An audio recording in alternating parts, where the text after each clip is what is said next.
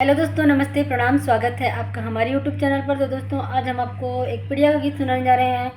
यदि गीत अच्छा लगे तो लाइक कर दीजिएगा और चैनल को सब्सक्राइब कर लीजिएगा। और चलिए गीत शुरू करते हैं। अच्छा लगे तो शेयर भी कर दीजिएगा। चलिए गीत शुरू करते हैं। बोअली मोरैया जामल सरसोईया से हीरे बिचावा, मोर झुलनी हेरैली से हीरे बिचावा, मोरी झुलनी हेरैली से हीरे बिचावा। एक ओरिया खोजेले भैया से भतीजवा की, एक ओरीना खोजे हरी मोर अकेलावा की, एक ओरीना।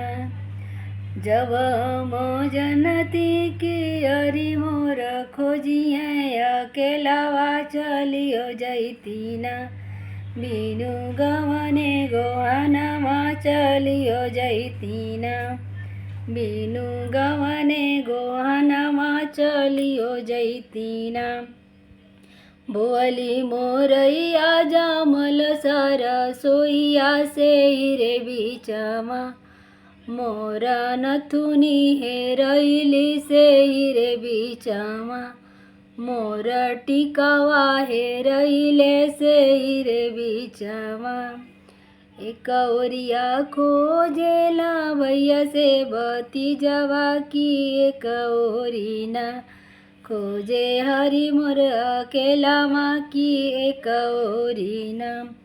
जब हम जनती हरी खोजिए, अकेलावा चलियो जैतीना, बिनु गवने गोहानावा चलियो जैतीना। बोअली मोरैया जामल सरसोईया की से बिचावा, मोर पायलिया हेरैली से हीरे बिचावा। एक ओरिया खोजेले भैया से भतीजवा की, एक ओरियाना खोजे हरी मोर अकेलावा की, एक ओरियाना।